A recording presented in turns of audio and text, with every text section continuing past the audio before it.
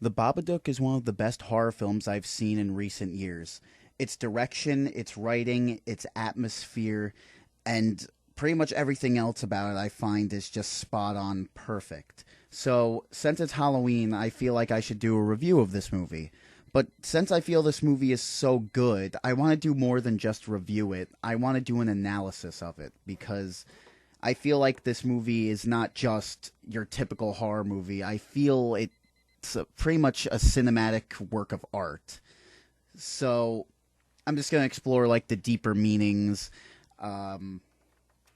talk about what I liked about the movie, and also try to answer what some of the haters of this film have said. I'm not going to try to prove them wrong because everyone's entitled to their own opinion, but I'm just trying to say where we as fans of this movie come from.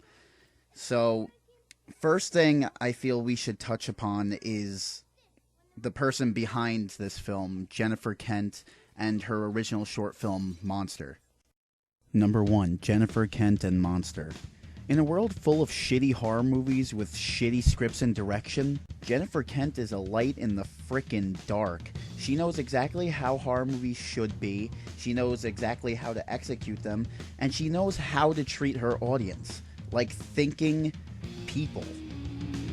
Just firstly, why the hell? I really love the kind of 70s horror and the 20s horror, I guess. John Carpenter's early films like Halloween and The Thing, they're very sparse films. And they're all about performance, actually. And they're very mythical in their quality.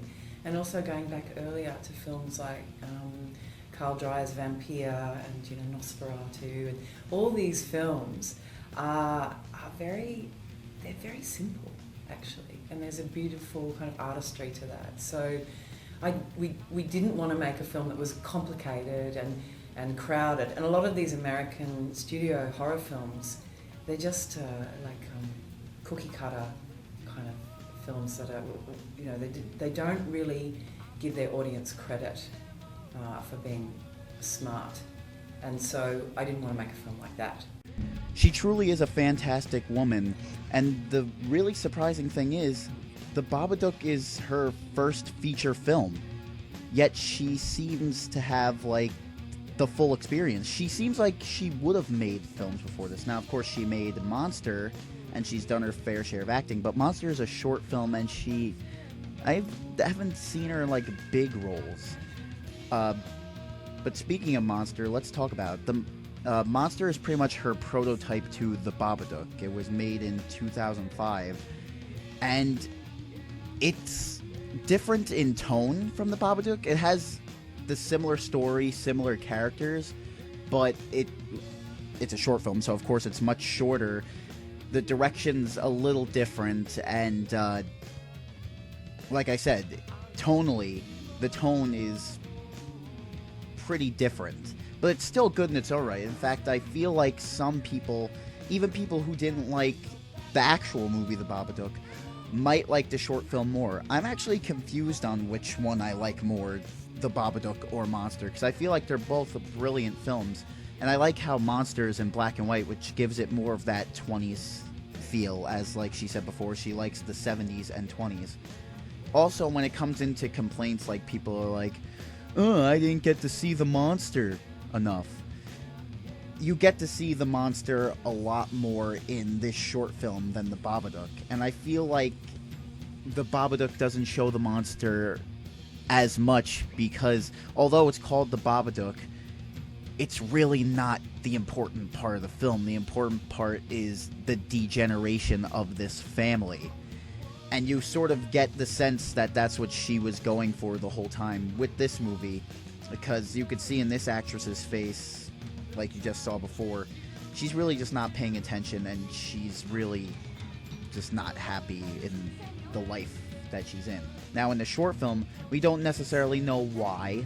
I guess we could just assume that her kid's annoying her, but we get a lot more info with the Babadook, so that's why I'm kind of confused on what I like more, because with Monster, you get less information, and of course, when it comes to horror and just stuff in general, less is more. The less you know, the better.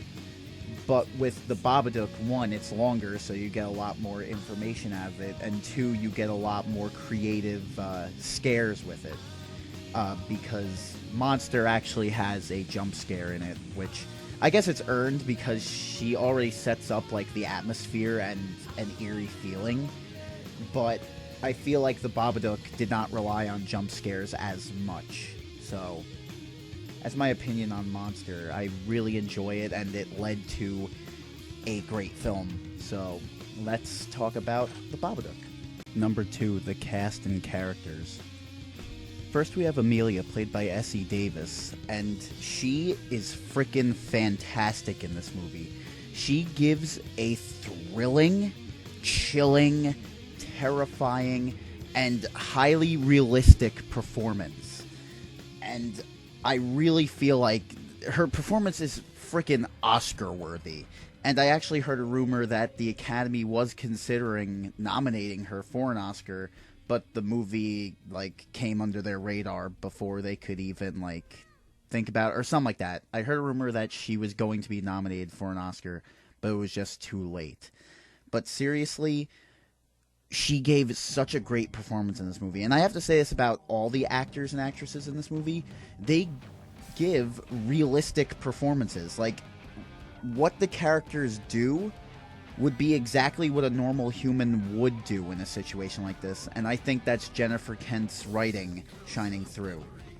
And also, for you Game of Thrones fans, don't kill me, I haven't watched the show, but for you Game of Thrones fans, I heard, this could be a rumor, but I heard that Essie Davis was recently cast for the next season, so look out for her, because I'm sure she'll give a great performance. Because in this movie, she gives a performance that can stand the test of time and stand next to greats like Jack Nicholson in The Shining and Linda Blair in The Exorcist.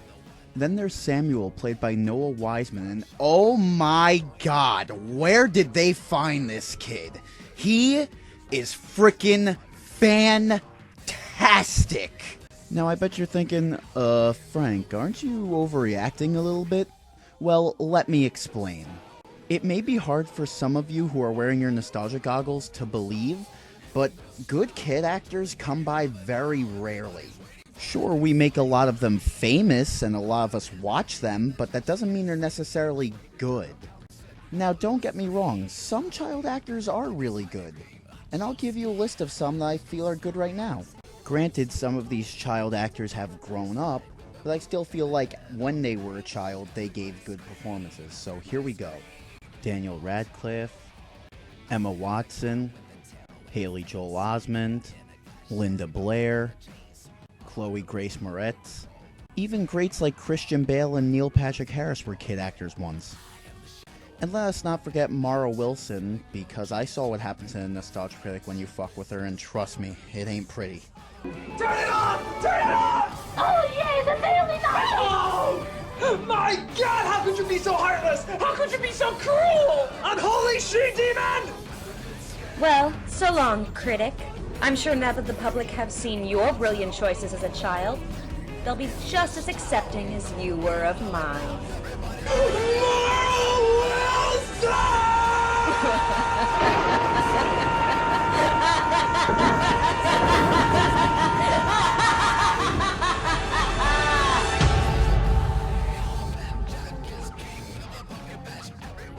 And even though that seemed like a lot of kid actors, trust me, they're not. Most kid actors are like this. Are you an angel? An angel. I heard the deep space pilots talk about them. They're the most beautiful creatures in the universe. They live on the moons of Diego, I think. I listen to all the traders and star pilots who come through. I'm a pilot, you know. And they blow you up. Boom! Yippee! So yeah, Noah Wiseman was a good choice. And I know what you're thinking. He was so annoying. But hey, remember when I said every character acts the way you'd expect somebody to act in real life? Yeah, kids in real life are fucking annoying. And to be honest, his performance isn't all just crying and whining. He could be scary, he could be cute, and hell, he could even be smart. Before anything even happens, he's building weapons, getting ready to fight a monster. And he says the line that every kid should say to their parents in a horror movie when they don't believe them. Do you want to die?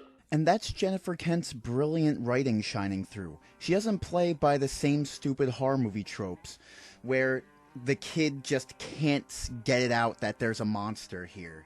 Like, you know what I mean? Like in Paranormal Activity 4, whenever she tries to really tell them what's going on, the parents always interrupt her, and it's like, no, there's no monster. Now, of course, Essie Davis in the movie is saying, yes, there's no monster, but there's never a moment where she interrupts him, because he just comes out and says it like, bitch, there's a monster here, and I'm fucking fighting it. It's great. He's like a Ghostbuster Jr. Other side characters like Robbie we don't really get to know well, but we see a little bit of their personality, and they're nice. And that's the thing that horror movies need, are nice, likable characters. Of course, you can have some of your douchebags, but somewhere around the time of slasher movies, this trope came along where it's like, all the victims have to be unlikable douchebags. Now, some characters in slasher films I end up liking, but I still know that they're there just to get slaughtered. Sometimes I enjoy their over-the-top nature, but I don't feel bad when they get killed. With real horror movies like this, you should feel bad for the main character. You should not root for the bad guy, and you should be scared for what's gonna happen to them, not scared of what's gonna jump out next. You should be scared by the atmosphere, the tone, and what's happening to the characters. And in that case, let's talk about the characters. We've talked about the actors and how they portray them, and I've gotten into it about Samuel. We know what Samuel's like. He's a kid with problems who thinks he sees monsters, and he's like I said, he's a Ghostbuster Jr. But what about Amelia? Amelia's in the shittiest of shit situations. Her husband died in a car crash on the way to the hospital when she was giving birth to Samuel. Samuel's a freaky kid who sees monsters, and kids don't like to talk to him, and they're always suggesting a counselor and stuff like that. Her sister can't stand Samuel, and really can't stand her crazy nature. She lives in a small, depressing household, and she works at a freaking old folks' home where she has to deal with elderly people with dementia, which is not really a hard job to do. Also, when you see how she works at this center, it seems like every day is just maddeningly boring, and that it takes a lot of patience just to be there. You could see in her face that she just has false happiness because she doesn't want to upset anybody, but it's really just tearing her down, and she's always getting judged by her superiors. Now, I bet you're wondering, where does this monster in this damn pop-up book come into play? Well, I'll tell you next time.